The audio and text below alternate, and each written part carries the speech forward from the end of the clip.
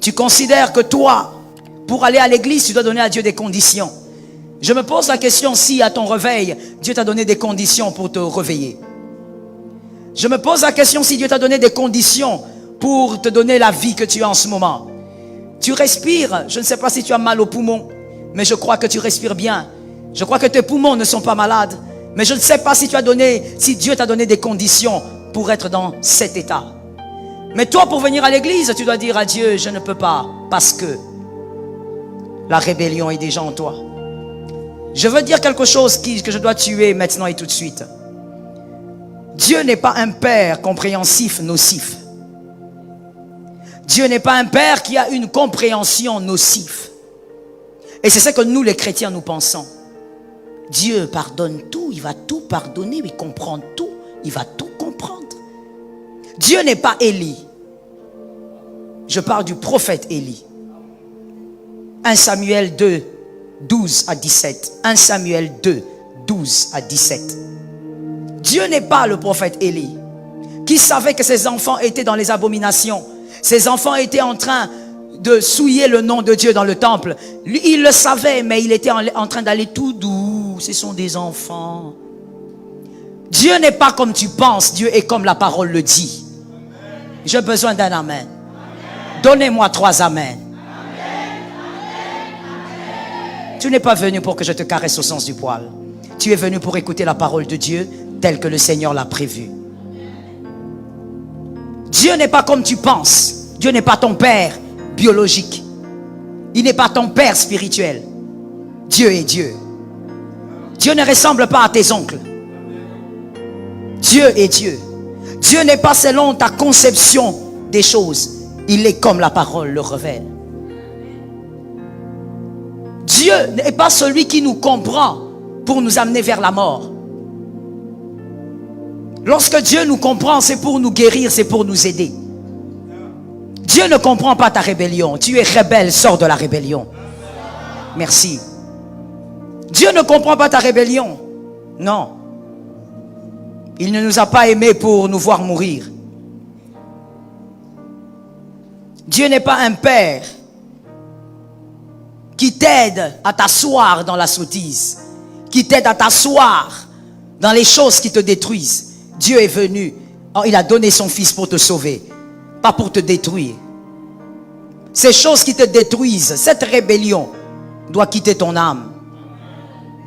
Je suis d'accord avec toi. Depuis que tu vis ton Rehoboth, ou quand tu vivras ton Rehoboth, il y a des péchés que tu ne calculais même pas, que tu vas commencer à faire.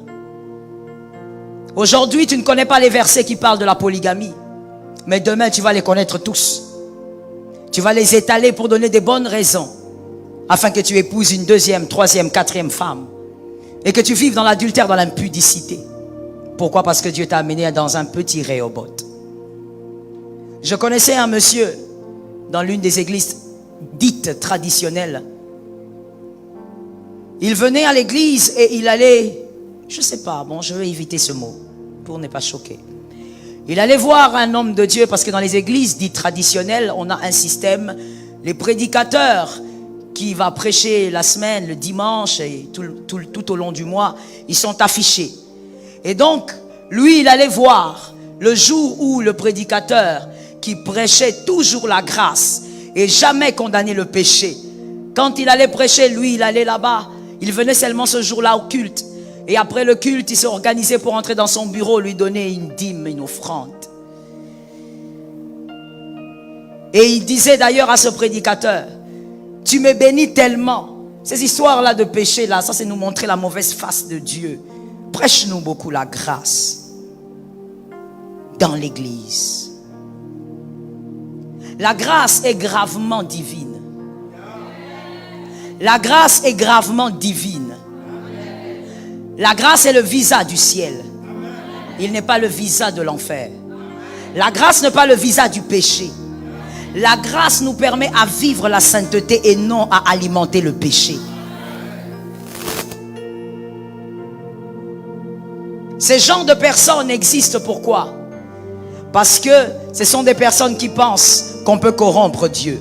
On ne corrompt pas Dieu. Ton mal reste mal. Et ce mal va t'amener en enfer. Si tu ne veux pas aller en enfer, tu as intérêt de comprendre les choses de Dieu comme le Seigneur le veut. D'être délivré de la rébellion qui est en toi. Et de dire au Seigneur, travaille mon cœur tous les jours. Je veux que quelqu'un se regarde très bien. Et que cette personne se dise, je suis une mauvaise personne.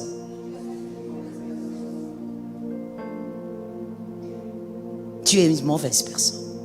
Nous sommes des mauvaises personnes. Voilà pourquoi Christ est encore Dieu chez nous. Le jour où tu ne seras plus une mauvaise personne, Christ ne sera plus Dieu pour toi. Car lui-même a dit, il n'est pas venu pour les personnes saines, il est venu pour les malades.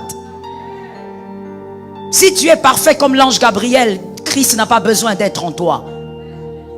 Voilà pourquoi les anges ne sont pas habités par Dieu. Ils sont saints. Tu ne l'es pas, tu es une mauvaise personne. Et tu peux même être pire que ce que tu es aujourd'hui. Si Dieu t'amène au large, il y a même des gens qui ne vont plus te reconnaître. Le mal qui est caché va commencer à bouillonner. Dans la vallée, tu avais une femme. Au sommet, tu auras une concubine. Dans la vallée, tu avais une femme. Au sommet, tu auras une maîtresse. Toi aussi, tu peux avoir une maîtresse. Toi aussi, tu as le culot d'avoir une maîtresse. Oui, tu auras une maîtresse. Pourquoi? Parce que tu penses que cela t'est permis maintenant. Il y a des femmes qui te regardaient même pas dans la vallée. Qui te calculaient même pas. Et même quand tu t'approchais d'eux, ces femmes-là fouillaient. L'homme oublie vite. Que quelqu'un me dise, l'homme oublie vite. L'homme est tellement insensé qu'il oublie vite. C'est très bizarre quand même. Hein? Et là, je veux parler particulièrement aux hommes. C'est très bizarre. L'homme oublie tellement vite. Ces femmes-là devant qui tu étais répugnant. Et quand tu arrives au sommet, tu dis, moi je sortirai seulement avec celle-là. Pour toi, c'est comme un défi. Mais au fait, c'est ridicule. Parce que c'est pas toi qu'on aime. C'est ton argent qu'on aime. Toi-même, cette fille te trouve répugnant. Rien n'a changé, au fait. C'est ce que tu ne comprends pas. Tu te permets d'avoir des maîtresses. Tu te permets d'avoir des concubines. Parce que quoi? Dieu t'a mis au large. Alors qu'en réalité, il y a quelque temps, ces personnes ne te regardaient même pas. Tu vas en boîte de nuit. Tu fais des banquets chez toi. Alors que tu es chrétien, il y a la bière, il y a tout. Tous ces breuvages alcoolisés. Tu invites les gens pour venir boire avec toi. Alors que ces gens-là, jadis, te fouillaient. Alors que ces gens-là, autrefois, ne pouvaient même pas t'appeler. Tu n'étais pas leur ami. Autrefois, ils disaient que tu n'étais pas de leur rang. Et tu as oublié ça? Mais c'est avec eux que tu veux boire. C'est avec eux que tu veux t'enivrer. Comment l'homme peut être si insensé? Que l'Éternel nous délivre. Et grave encore, vous verrez quelqu'un en train de dire, moi je ne bois que le vin. Je bois le vin. Oh, le médecin m'a dit que c'était bien pour la digestion. Lorsque tu étais dans la pauvreté noire et que ton alimentation était précaire, médiocre de chez les médiocres, c'est là que tu avais des problèmes de digestion. Comment est-ce que tu faisais pour régler tes problèmes de digestion? Aujourd'hui, tu connais le vin. Mais c'est là que tu mangeais médiocrement que tu avais des problèmes d'indigestion. Comment tu les réglais? Tu les réglais avec de l'eau. Aujourd'hui, tu connais aussi le vin. Les Rehoboth est devenu la mort des uns. Les tombeaux des uns. Dieu ne veut pas bénir. Dieu ne veut pas bénir. Dieu même, je pense, a peur de bénir. Parce que dans le Rehoboth, c'est là qu'on verra un frère ici, très bien poli, devenir orgueilleux. Imbu de lui-même. Déjà, tu n'es pas encore dans ton Rehoboth, mais regarde comment tu es orgueilleux. Je ne sais pas d'où tu puisses ton orgueil, peut-être de la chair, que Dieu t'aide à guérir. Je suis d'accord avec cet amen-là. Moi, j'aime les amens quand il s'agit d'un mal qui est en toi. C'est un très bon amen. Tu n'es pas encore dans ton Rehoboth. Regarde comment tu es orgueilleux. Il suffit qu'on te fasse des reproches une fois, deux fois. Tu es déjà à la 4e, 5e phrase. Je sais ce que je fais. Qui a dit que tu ne savais pas ce que tu faisais? Quand on te fait des reproches, ce n'est pas parce que tu ne sais pas ce que tu fais. Mais on te fait des reproches parce que tu es imparfait.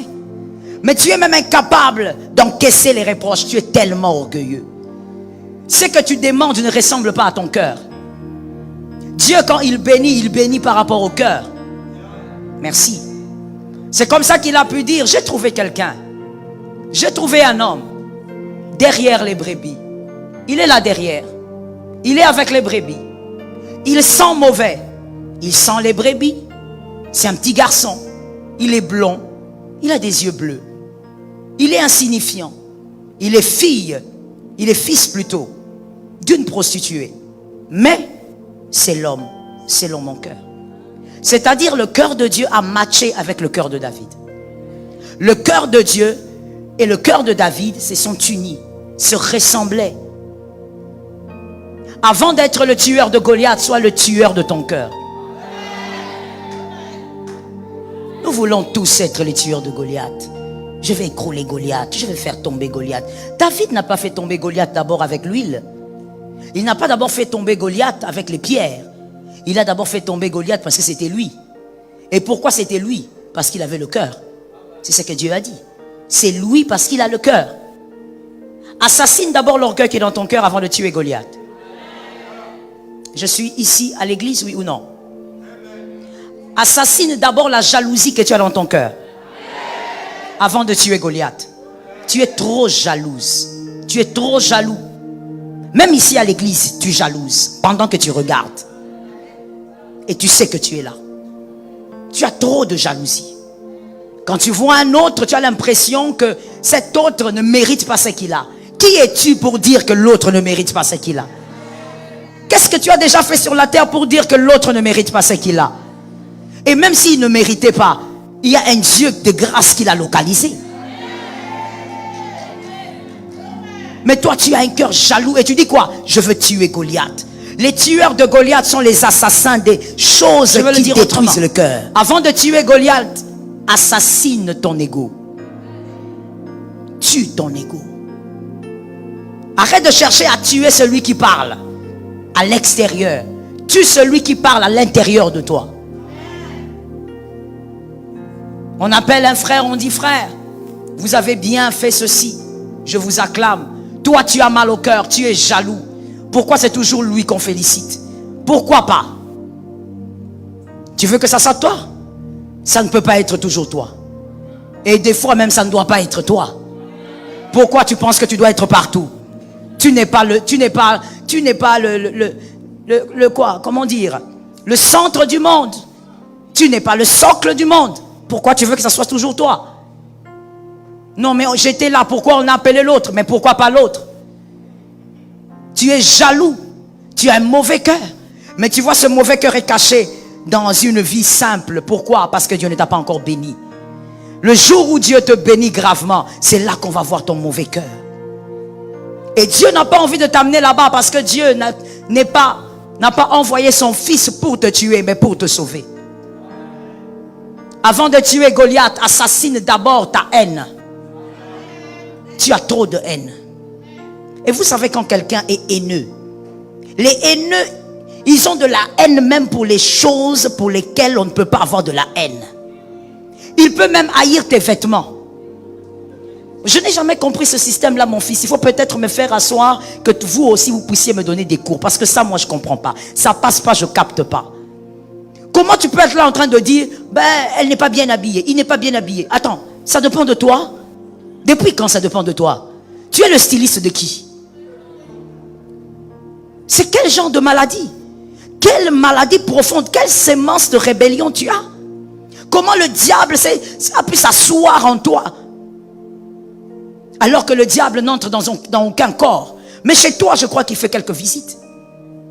Tu es là en train de critiquer même les vêtements d'une personne. Non, j'ai pas aimé sa coiffure. Il n'a pas été coiffé pour toi. Donne-moi un amen que ça guérisse ton frère. Pourquoi tu fais semblant comme ça? I'm not a story teacher. Je ne suis pas venu te raconter des histoires. Je suis une prédicatrice de l'évangile. Et l'évangile se prêche. Pourquoi tu veux que je te raconte autre chose? Alors que ton cœur est mauvais. Le Rehoboth, tu ne vas pas le vivre. Novembre est en train de finir. tu as de la haine. Non, sa maison n'est pas bien. C'est pas ta maison. Elle n'a pas été construite pour toi. On ne t'invite même pas. Apprends un peu à respecter. C'est comme ça que je vous dis, les haineux, ils ont de la haine même pour les choses les plus bénignes. Où tu te dis, là, il n'y a pas de place pour la haine. Vous verrez un haineux même à l'église. Il est là, on regarde, il dit, pourquoi ce tabouret est gris? Qu'est-ce que tu veux? Son cœur a tellement de vide. Vous savez que si votre cœur est rempli du Christ, vous n'avez pas le temps pour ce genre de choses. Votre cœur est rempli pour Jésus. À l'heure où les autres regardent les vêtements pour critiquer et tout ça, vous pensez aux âmes. Donne-moi un amen. J'étais en train de parler des âmes. Vous pensez comment délivrer les âmes de la mort. Vous pensez comment organiser une grande campagne d'évangélisation. Au lieu de perdre votre temps, vous pavanez ici à gauche, à droite. Laisse-moi ouvrir une parenthèse et parler aux ouvriers. Arrêtez de vous pavaner inutilement ici. Organisez l'évangélisation et gagnez les âmes. Vous êtes ici, vous faites des groupuscules en train de causer des choses inutiles. C'est pourquoi moi j'ai un principe. Je n'aime pas les gens qui se regroupent ici en train de causer 3-4 heures, même 20 minutes. Vous causez quoi? Vous causez quoi? C'est comme ça que même les enseignements de groupe, je n'aime pas que ça soit long. Parce qu'en réalité, on n'a pas besoin que ça soit long. Si c'est bien concis, on peut le terminer rapidement. On n'a pas le temps, gagnons les âmes. Cet amen est lépreux. Tu attends que je te dise, tu auras une maison pour me donner un amen. Ça, je ne te dirai pas. J'ai dit, gagnons les âmes. Gagnons les âmes. Gagnons les âmes. Gagnons les âmes. Vous vous pavanez inutilement ici. Le nombre d'ouvriers qu'il y a ici, vous devrez déjà gagner plusieurs âmes. Qu'est-ce que vous faites ici? Vous êtes en train de vous pavaner inutilement. Vos cœurs ne changent pas. Vous venez à l'église tous les jours, mais vous avez la même arrogance, la même méchanceté.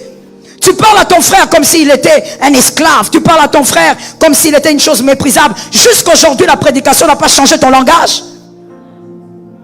Jusqu'aujourd'hui, la prédication ne t'a pas appris comment est-ce que tu dois manier ta langue. Jusqu'aujourd'hui. Mais tu es tous les jours à l'église. Pour toi, l'église, tu crois, c'est comme l'UDPS, PPRD ou l'autre là, c'est quoi? J'ai déjà dit l'UDPS. UDPS, PPRD, MLC, ce sont les partis politiques du Congo, en fait. Vous croyez que c'est ça l'église? L'église, c'est pas le PPRD. J'ai besoin des amens. L'église, c'est pas l'UDPS. L'église, c'est pas l'MLC. L'église, c'est le royaume de Dieu sur terre. Et dans l'église, on prêche l'évangile pour gagner les âmes. Dans l'église, on chante. On change. On change. Je disais dans l'église, on change.